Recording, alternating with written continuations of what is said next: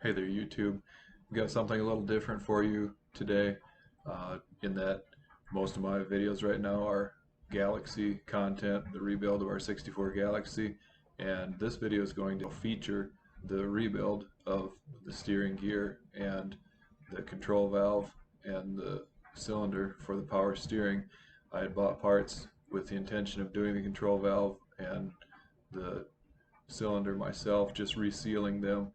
When I bought the car, everything was leaking. I didn't know exactly what all the extent of that was, but just going to reseal it. Then when I had things apart, I noticed that the steering gear was leaking also. So, good friend of mine, Ryan Vigasaw, is the owner, I guess the operator of Blue Top Steering Gears, and some of you may know of him, but just thought it'd be nice to kind of introduce him to people. And he put up a new shop about a year ago, and I haven't been up there to see it, so the wife and I made a trip up there, and he rebuilt the stuff for me. It was just good to kind of get together again, talk about old times, and I've edited most of that out, excuse me. But I think you'll enjoy seeing the shop, seeing what he does, and if you've had something rebuilt by him, where it's being done. Unfortunately, I didn't shoot a lot of footage of the disassembly and the cleanup, but we'll join in process where he is resealing the steering cylinder and then pressure testing to make sure that it does not need to be cut open. He is capable of doing that. On this, it's not a Saturday morning, it didn't warrant that, so he did not do that. I guess I don't know personally if that is standard procedure to open them up or not. That's so nice being able to do these without the rod in them. You know, you can just stick a screwdriver in and pop them right out. Is that what you told me to get out of there? What's that? Did you tell me to take some rod out or something? Yeah, that's just where I wanted to. Because usually what happens, like right at the, you know, wherever the halfway point of travel is, it wears on from the seal. This looks exceptional. So how would you have gotten that out? You have to cut the cylinder open. You have to cut it open, then pull it apart. And yeah, they're completely welded. But here's, I'll show you that rod from this one. This one doesn't look bad at all. But this is kind of what they'd look like. The shininess is gone and it's all, but then this is all boogered up anyway. So.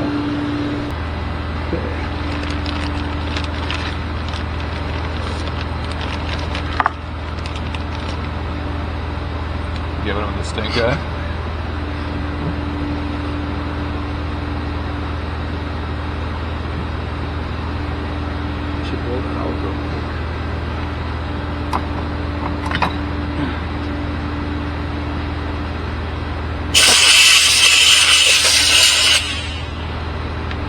A neat little stand.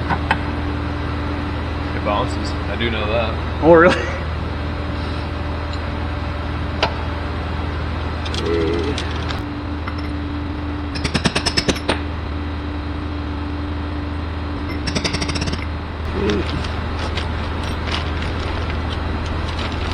Be a little square.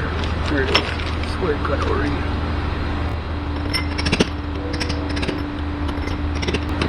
Like some German engineered tools you got there. Yeah. There was a thread cutting practice on it, and then I drilled out the inside so it fit over these rods.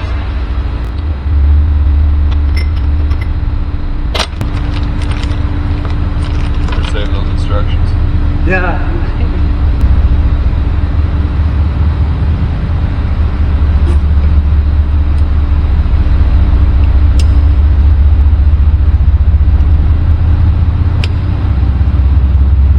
Do you ever do stuff where you're seating a snap ring and it looks like it's seated and it's not? Almost every time. I've had that happen more often on, like, especially a cylinder. With these, they have such a tiny little snap ring. Only if you don't get some gunk out of there, or maybe there's a little grit, boy, does it make a mess. I haven't had a blowout in this shop yet like that, but the old shop, I still have ATF fluid, like droplets that are still suspended on the ceiling.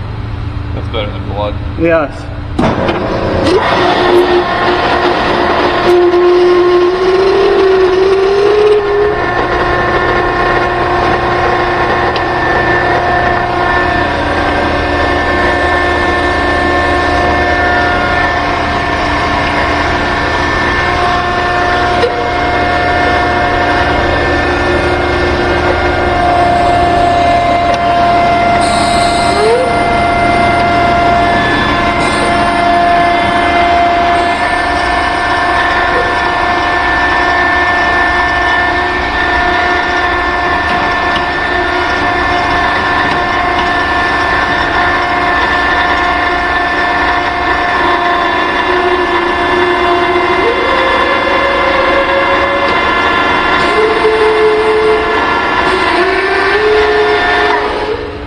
What do you test these at? I guess I wasn't paying attention. About 12, 1400, somewhere in there.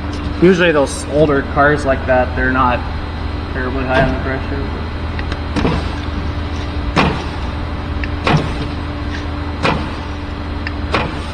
And this, like these dump cylinders, the guy hopes that they have a little bit of bypass in them, otherwise you can't get the oil out. But it's not like the bypass isn't enough to even notice because it didn't register on here, but you can hear it there kind of bypassing a little bit. Usually with the full meter, it'll show maybe 1 gallon a minute or something like that if there's some bypass. So that at that point, it's cutting it open if you have too much? Yeah, the piston would be bad. So when Steve Sixpack takes that apart, he can put these seals in and just put it back together and hope that everything worked, but right. now we know it's going to. Yeah, no, that's good now.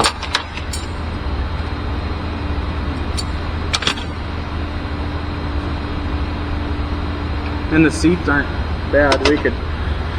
That's something if they ever do leak, I've got them new, the little aluminum seats in there, but they didn't.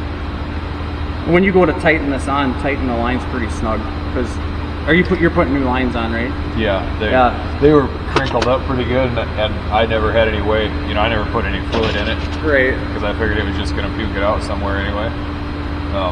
And I had all the parts to reseal it, so I thought, well, we'll just reseal it and start new. I've got new hose coming. So. Yeah, when you tighten those down, tighten them pretty snug, pretty tight, because what's going on is that aluminum seat, which is of course softer than the steel line, that's creating the seal when you smash it into there.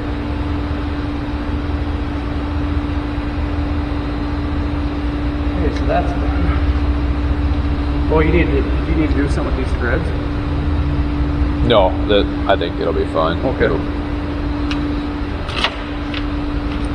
So if that rod end is shot, you have those and you cut them off and put new ones on, or I mean that on a customer one that typically those I'll try to repair what I can, but if they're, because those things, it's a real big pain in the butt to build those, because it's a pretty critical taper, and then of course the ball set on the inside is every single cylinder. They're all, these ones are different than the regular Bendix ones we deal with. So, but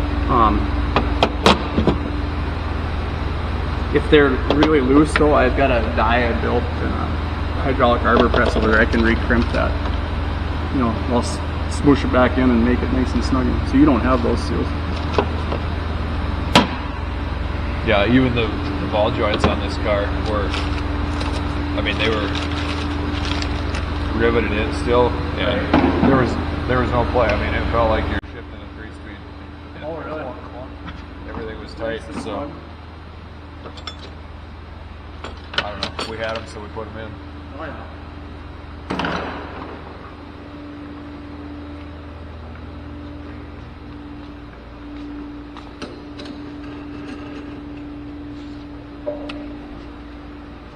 So we're gonna try to recycle this spool. Hopefully we can. That's what we're all about in North Dakota.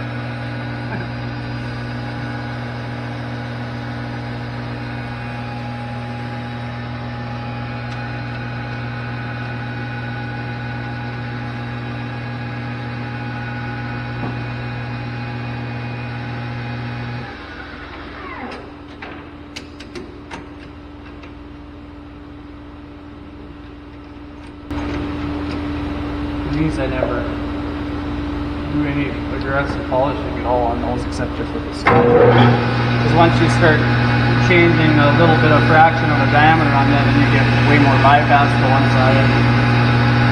Usually those things don't work. They work just fine unless they're completely rusted inside.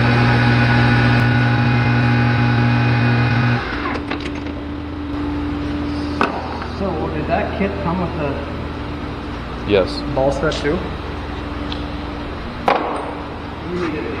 You need that sleeve though, right? You didn't have that? Yeah, I know.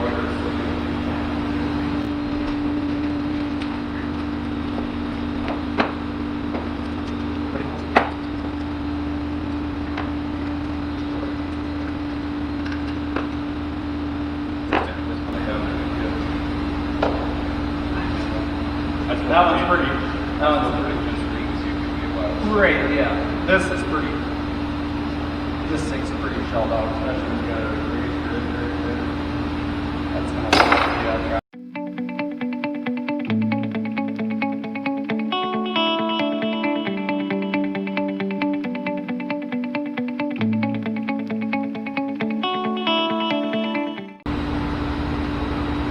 This is like now the only thing I buy kits anymore is just the semi gears.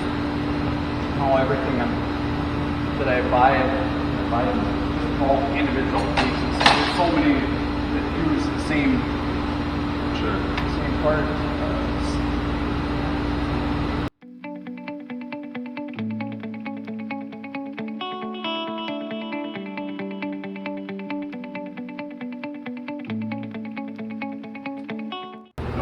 I have no idea if it's even recording. I'm just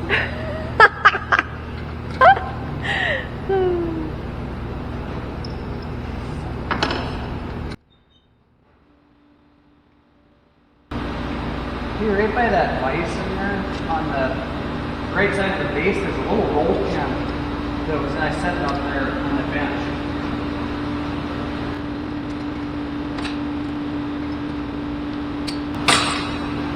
I actually popped it back in there, so I didn't lose it, so I'm glad you went Oh.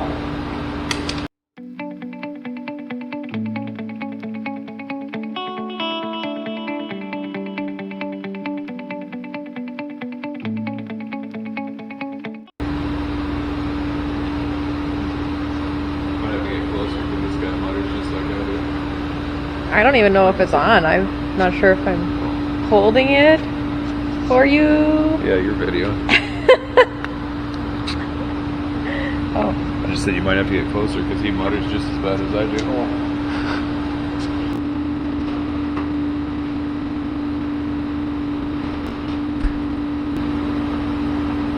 Oh, I like YouTube videos too, but I try to do them while I run on the treadmill.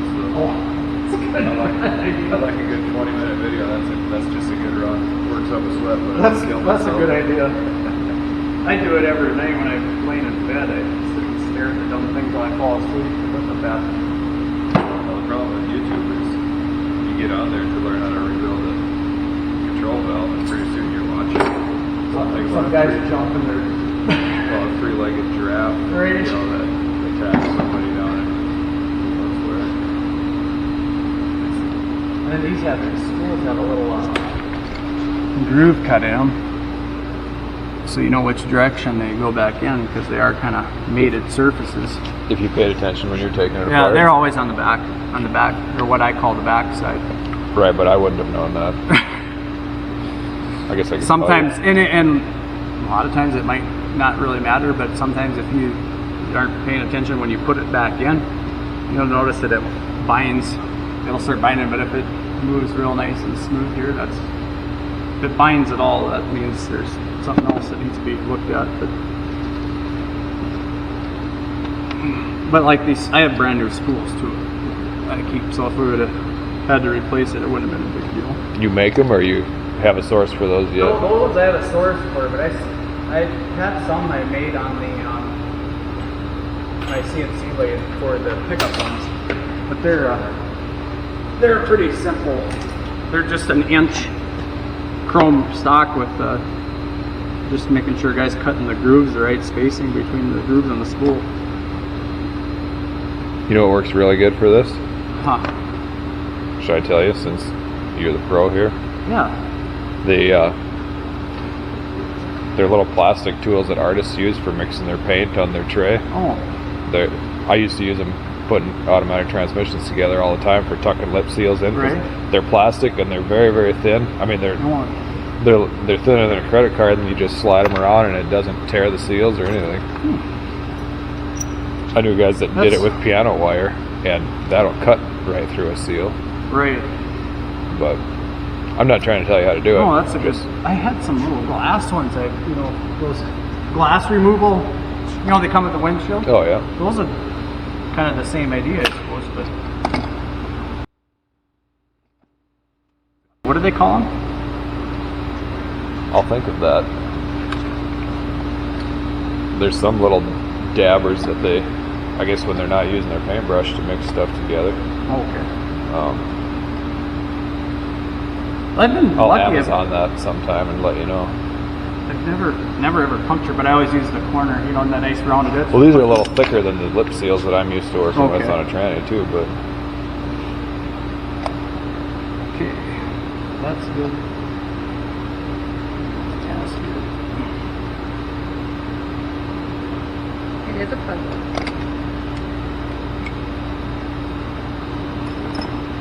he hasn't even looked at the front of the box yet. Oh, that's how I do it.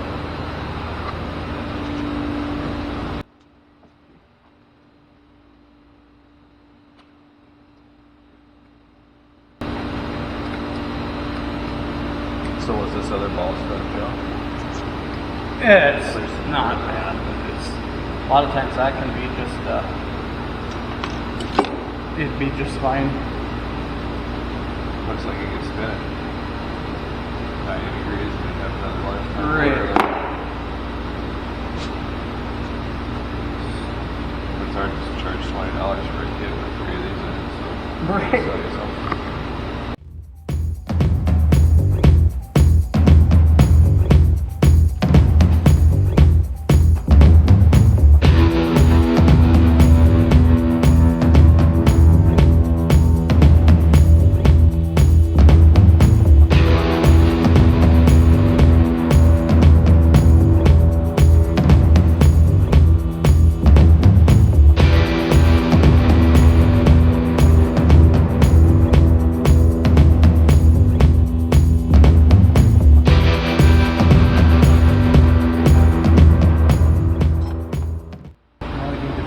Cap on or anything, fix it. What happens when you read on a forum that at least every other guy that reseals these, they leak when he's done?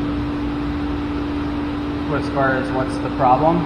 Yeah, what are they doing wrong, or what are they Typically the just spool, worn out parts? the This is- spool doesn't, you know, that's all pitted up.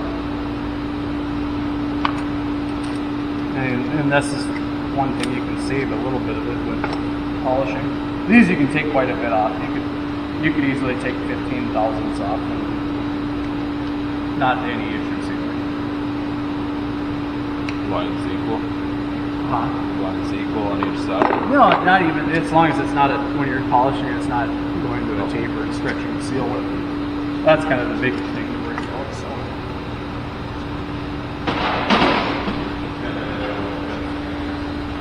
Yeah, and then the other thing is too, you can change how they, so custom built gap, you know, I can adjust that as tested.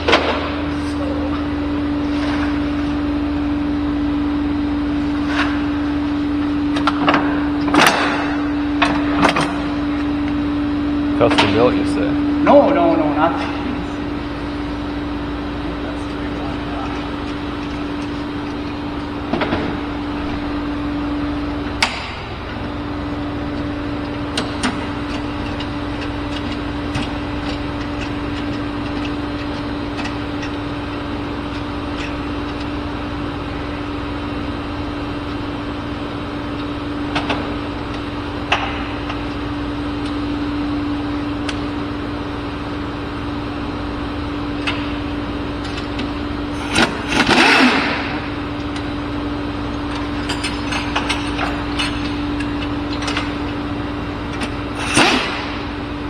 That only happens when the customer's standing right there. Yeah, 9/16 on one side, half on the other.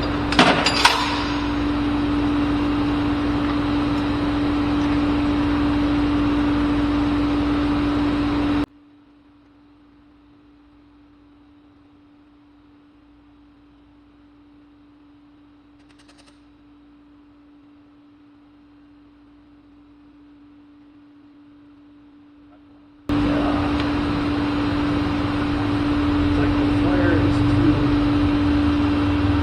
wide. For some dumb reason, that's the wrong size. Possible. Probably use this one until you find Oh yeah, this is Galaxie. Oh, let's try this one.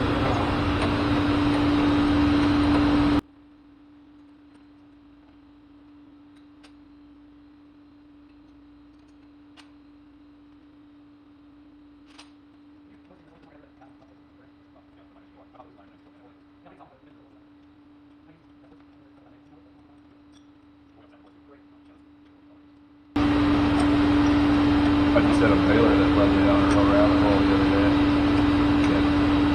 It had codes, electric codes. It's ran 14 bales through it. And the door stayed halfway open, wouldn't close, wouldn't open, and his clutch wouldn't disengage. And I didn't, well, we can get to that later. It's electric code, so it's got a mod. He bought 2 of these balers, and the other one's out in the field running, so when the other guy was done, I grabbed the ECU off of that one because all the wiring had tested out fine. There shouldn't have been an issue anywhere. Right. Well, finally I pulled the valve apart, or one of the valves that was throwing a code, and there's chunks of red anaerobic in the valve. Well, I don't know if that's holding the valve open or not, but we got to find out where this is coming from. But tore the whole system apart, and we got a marshmallow gun, we call it. It shoots little foam plugs through every hose and cleans everything out. And so that system was dried out. Put it back together, still doesn't work. Same problems. I had the compensator part on the pump. Couldn't find anything wrong with it. I didn't have anything. I didn't have anything with me to test it right then. So I just put it back where it was. Well, the next day I get out there with testing equipment. I've only got 250 psi on a 2500 psi system, and it turns out it was the pump that was bad. But I had electrical codes to start with, and then I had contamination to deal with, and none of that had anything to do with the problem. But yeah, you just put games on it right away. I guess it's probably the thing I learned from that trailer.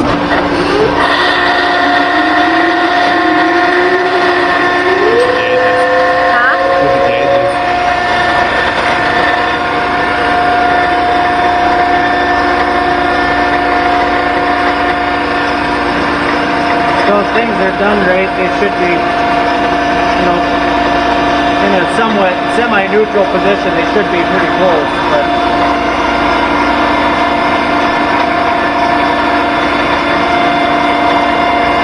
that tells us a tiny little bypass on the spool, but not enough to make a difference.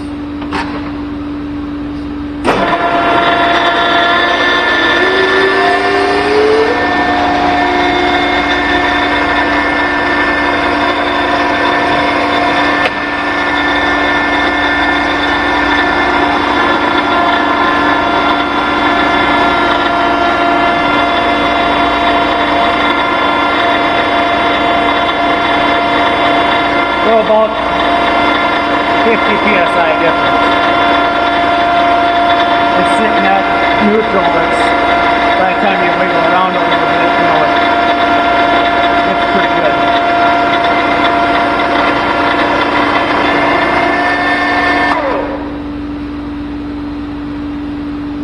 Now, as long as there's no leaks we see, other than everything else that dripped on it.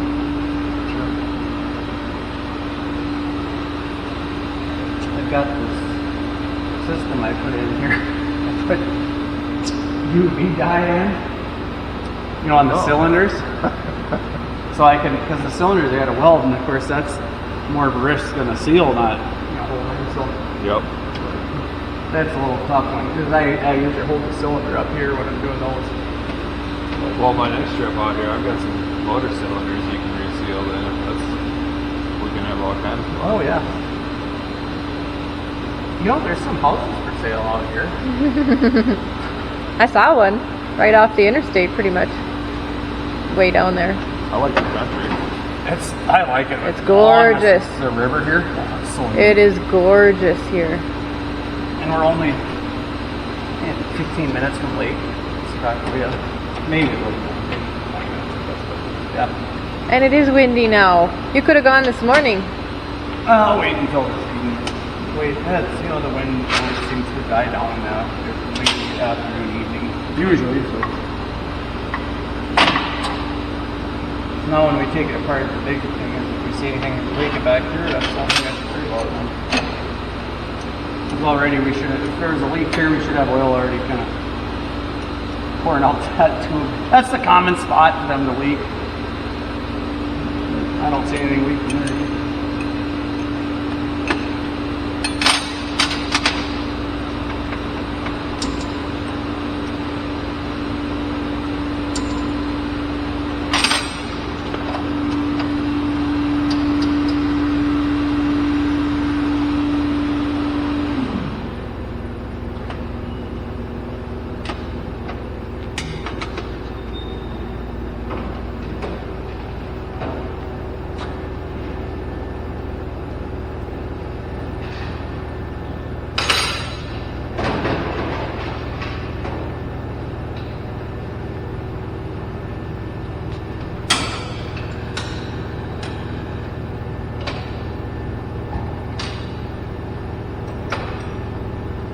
that this is kind of a historical area here too.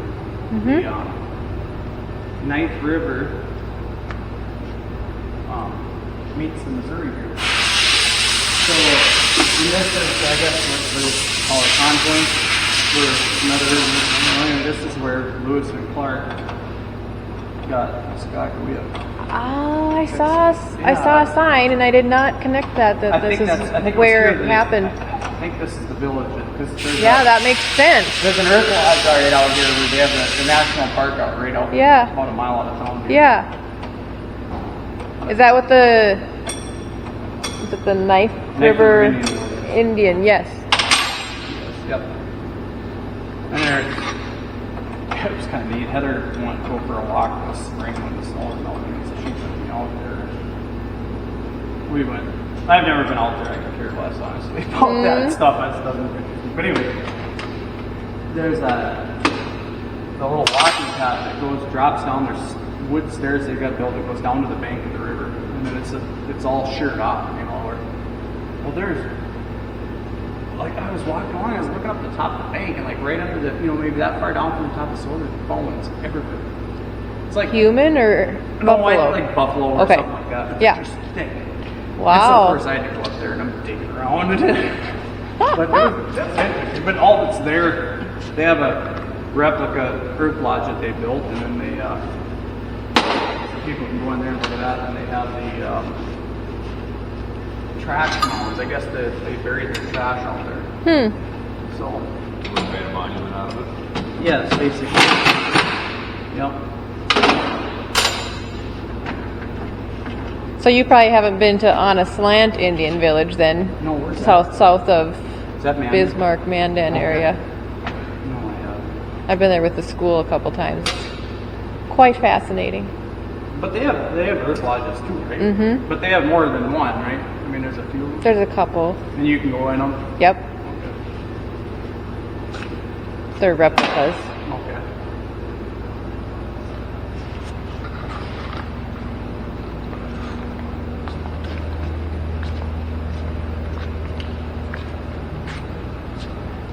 So if the pressures were way off, you would adjust it there? Yeah, you can do a little bit here. Sometimes it's, there's a few different things. You could have a bad spool, and part of it can be shimming on these washers too. And that's why I like using new ones. Because if the gap is, because it works against this one. This is the one surface that spring is pushing against, and then it's solid down here against this. So if they're off, if this, it's hard to explain. That little washer is pushing on that little sleeve, which is pushing against the spool. So if that one washer, these little spacers are wore, it's actually kicking the spool a little bit further. If the bottom spacer was wore, it'd be not pushing it enough, basically. But I think I know what you're trying to say. yeah, it's a difficult one to explain. And that was all by trial and error. I figured that out.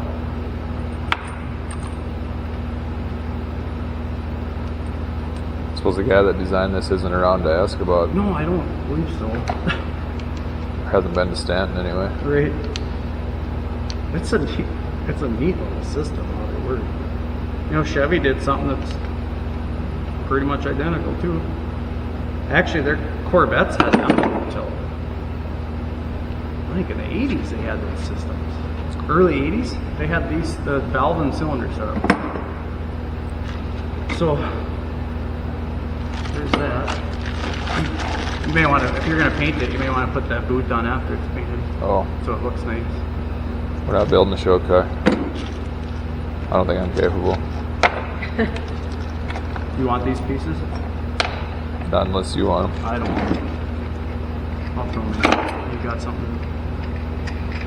Look at, oh, we need a boot for you too.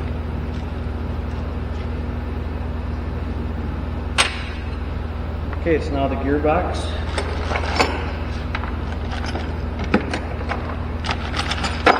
We'll get you a nice little sealed up bag for this. Oh, well, nice. Okay, so onto the.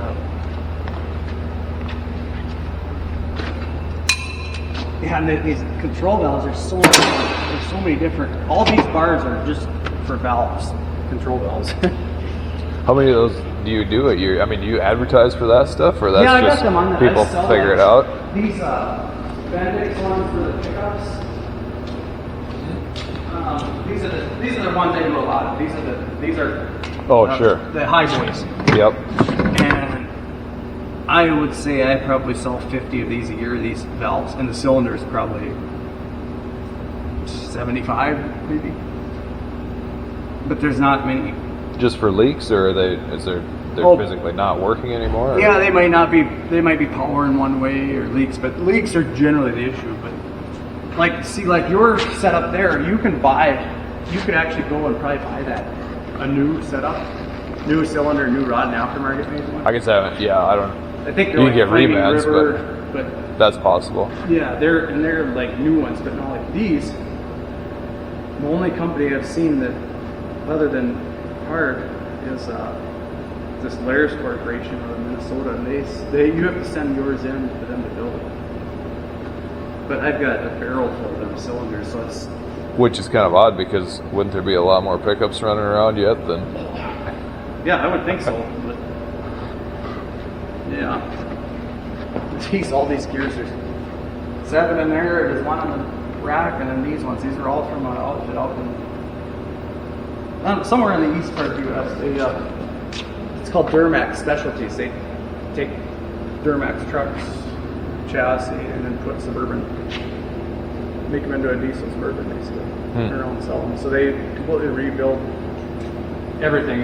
A rebuilt transmission, rebuilt engine, everything on there, and then every gearbox gets replaced. So they send in a pallets. I think we had, I don't know, it was 16, 18 of them or something like that. So that's nice when you get a load of them like that. Sure. So then you palletize them and ship them all back in one big chunk.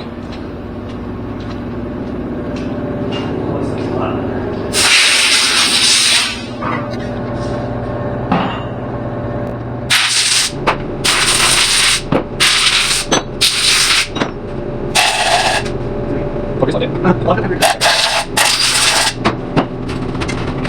These parts all These parts all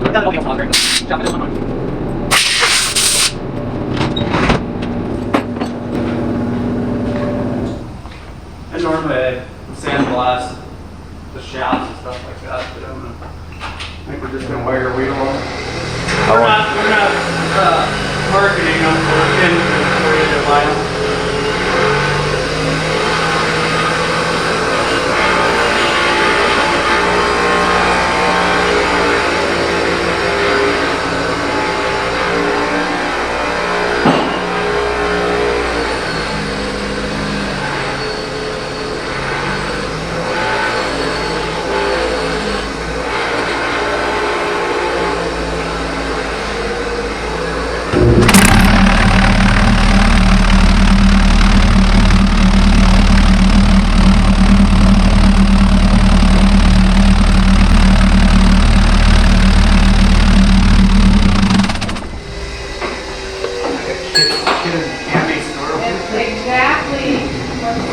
I could lose myself in this place for weeks. Here, this is a fun neat one too. We had this test bed, or this teardown bench, we got it set up to drain the oil.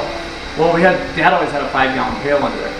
Well, the amount of volume that we started getting in, the pail was filled about every 3 days, and so I was used to checking it once every 2 weeks. So it was constantly always a mess. It overflow. I wouldn't know to empty it until I saw oil dripping on the ground. Literally. So we put this bought a trash can and cut the top off, so I had a really wide tank, and then we bought this pump. Oh yes. And now we just pump it out the edge of the building over there, and it just goes in the alley. No, I have a tank, and the other side over here, a big chemical hose that goes right into there.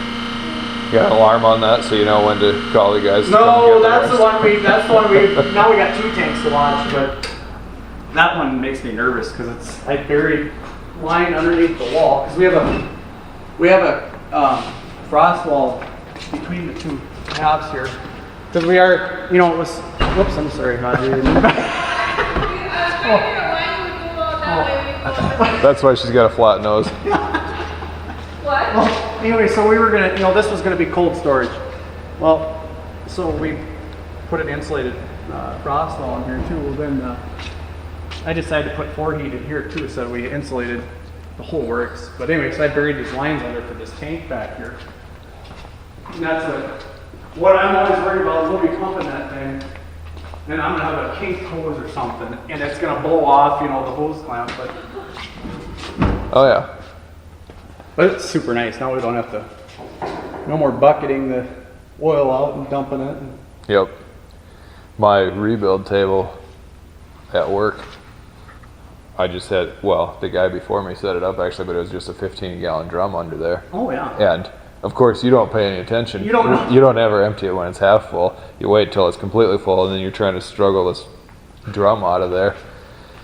And that was bad. Yeah, I used a suction gun and sucked a few gallons out so I could at least get it out without sloshing it all over myself here and there. We had those little Harbor Freight hand pumps, those, and that's what we'd always do because it'd get so full, it was right to the brim, and you'd want to drop it 2 inches so you could drag it out without sloshing it everywhere. But, yeah. But that's kind of the back saver now. Oh, here, this is the biggest odd mention here. See my windows up there? I was crawling up there with the ladder and walking around to open them, and I thought that's dangerous. So we got pneumatic sliders on them. You have to contact one of your engineering brothers to do that for you. I did this all on my own, actually. Really? Yes. No, and I'd set up a ladder and I'd crawl over that ripper attachment and go walk around that topper, and I thought, if I fall off this thing, I'm probably gonna die, or at least before somebody finds you. Yeah. Oh my word. So that's what I got thinking. It'd be pretty simple to do something. So found some pneumatic cylinders. Yeah. Necessity is the mother of what? Yeah. See this? You ever seen light switches like this? No, I haven't. We put them on a contactor, these LEDs. And the only reason for really doing that is it makes a lot less wiring for 3-way, 4-way switches. You could just run 3 wires through the whole circuit and branch off one and interrupt that circuit. So it was easy to put switches anywhere you wanted. So, but then he was going to do, you can actually get just a regular light switch. And I said, let's do something different. Let's do a start-stop switch for the lights. Now people come in, they don't know if they're going to open the door.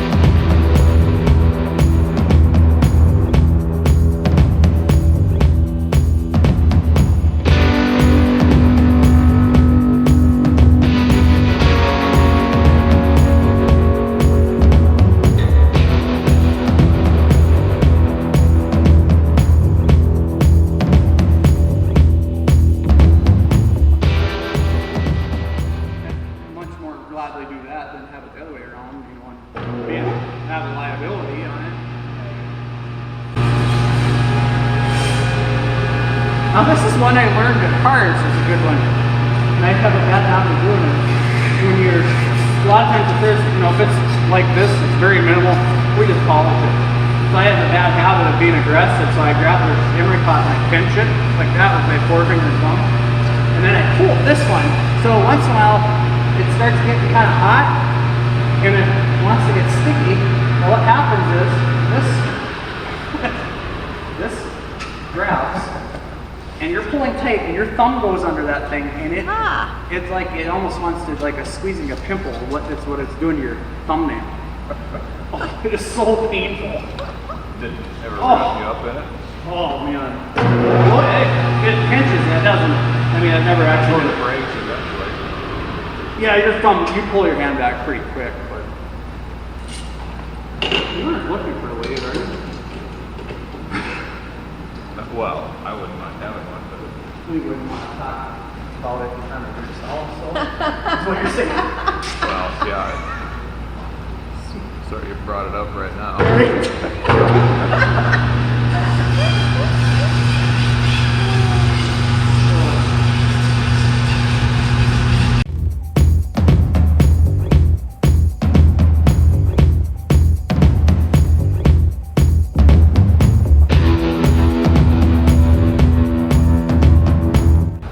I don't know if I'm more impressed that you have an arbor press or that somebody from this generation knows how to use one. Yeah, that's really handy. I use it on all the 05 and up Fords, putting in their output shaft seal. They're a really, really thick seal, and they're really. I mean, initially I was pounding them in with, like this seal driver thing, and it was just horrible to pound them in. It bounced more. And just I found out that worked really nice.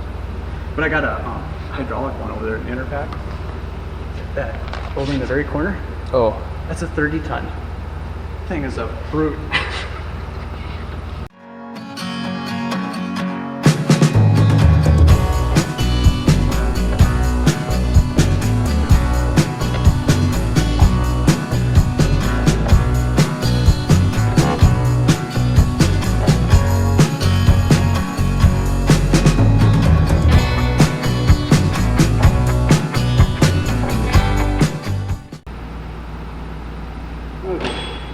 Anyway, sorry about that. Yeah, I wish you could quit taking calls from your wife when you're spending your Saturday. I am proud of you for answering. Does she have tracking on your phone so she knows where you're at when you want to answer? Yes, we have not turned that on. She, a lot of times her calls go unanswered during the working day. 'Cause I'm usually on the other phone, the landline with her. About 15 minutes later, I'll get this little emoji, like, the little person like this. I'm gonna do that. We have location stuff on all the kids' phones so we can see, and I could set it up so I could see where he is too. And I threatened last week that we're gonna do that because he'll be out in the field somewhere, and I don't know if he's still by Tappan or south of Daisy or wherever. Heather was going to try that. We were at Thanksgiving over her brothers in Beulah. Her one brother and his wife were there, and they were talking about that cell phone. The one sister-in-law of mine thought that was a good idea, so she took my brother-in-law's phone, set it all up. All her sitting there was like, "Give me your phone." I'm like, no, absolutely not. This is ridiculous. You don't. If there's an issue, we did it. Everyone functioned just fine without cell phones 20 years ago. That's true. Honestly, I'm getting to that point now where I'm starting to realize the addiction that goes on with sitting on phones, and Facebook is a horrible. I'm so bad at that. I sit at night and just scroll through it.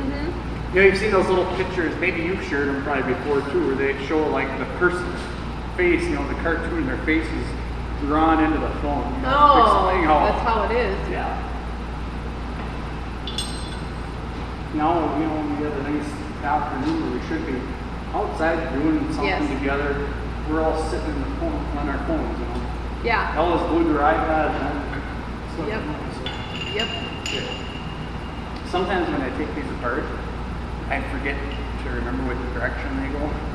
Because see, the teeth are tapered to death. So on one side of that, so they can only go in one way. So this is, I got to kind of mock it up and make sure it's going the right direction. So these are the oversized ball bearings that I'm using. This is what we use in the big power grid. Super high performance. High precision, yes. So these are 8 10,000ths oversized. So these are a 9/32. This is the standard size, so 0.2812. 0.2, and these are 0.282. So 8/10,000ths over 0.282. And typically these manual ones. Is that a proprietary secret? Yes. No. It's a secret of where to get them. That's the big thing.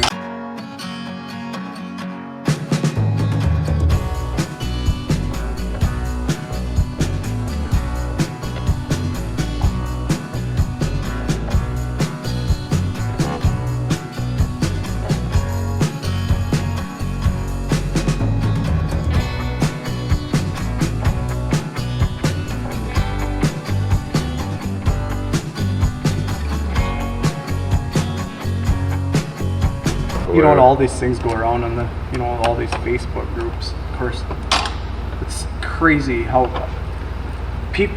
So these are too small. There's too much play. So when I'm checking this up and down inside here, it'd be completely fine. I mean, you're going from a standard size ball up to these already. It'd be way better, but I want them snug. But anyway, so there's people all over the world that, you know, that know me, especially the United States, that know about blue top, I guess. Well, anyway, all these Facebook groups are going like, oh yeah, go check out blue top. Actually, they're a lot like redhead. They actually left redhead and went and started their own. So people will call, and I don't even spend the time on there going around and correcting them because I spend all day doing it. So I just, when they call and they're like, oh, so is it true that you left redhead? Then I explained to them, no, I did not start this one. I bought it from my dad, who bought it from the owner, the redhead. His brother started this business. So it was established already. I didn't start anything. I just ramped her up and got her going.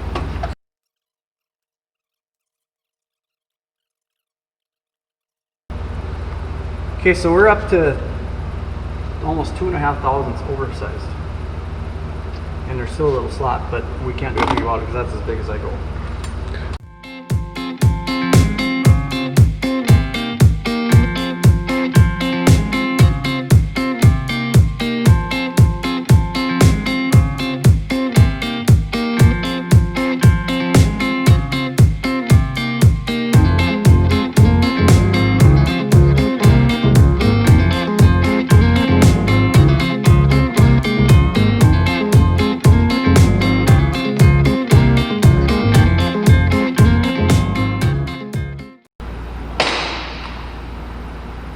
These plugs, those little convex plugs, expandable.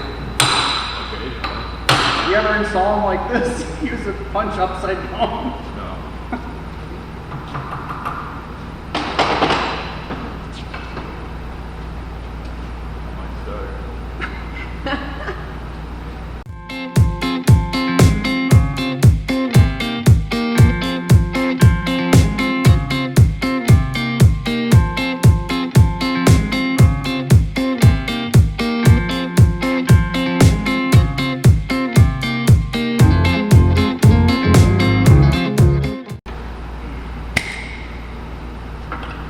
You're pretty lucky. This is my first time getting to use this actually on a gearbox. Maybe I'll stand back.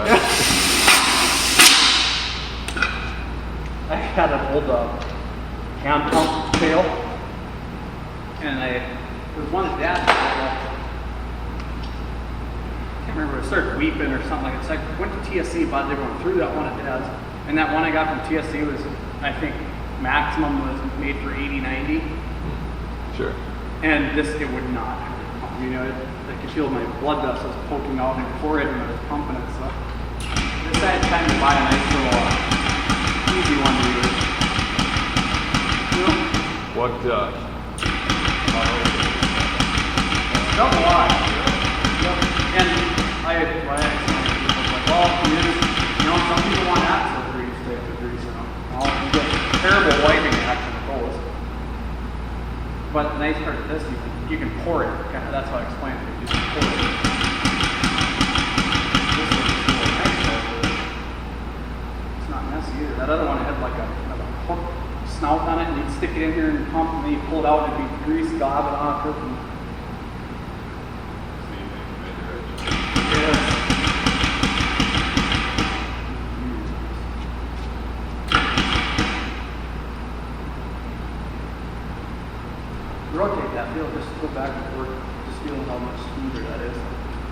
don't feel those little bumps in there.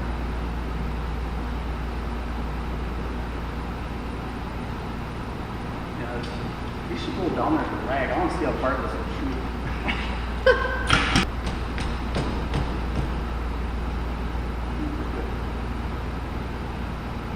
I don't use any paper gaskets. I went through all this stuff.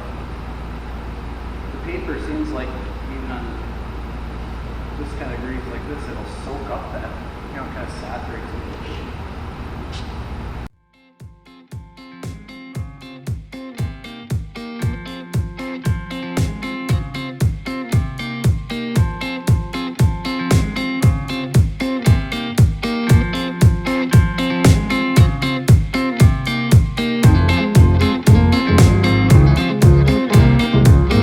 All right, there you have it, YouTube. I guess any of us can take apart, rebuild, and reseal steering components if we need to. But what this gained me and could gain you is Ryan's ability to pressure test and adjust on the bench rather than putting it back in the vehicle and finding out we've got a leak or something like that. So Ryan's a class act guy. He's an old friend of mine, and I apologize for all of the stuff that's edited out. Talked about a lot of things that probably didn't pertain to anybody but us. So anyway, give him a shout. If you like the video, please like that on YouTube, and feel free to subscribe. Plenty of Galaxie content, probably some Monte Carlo stuff coming up, and also a big fan of older Ford pickups. I've got a couple projects like that in the wings too. So we'll see you next time.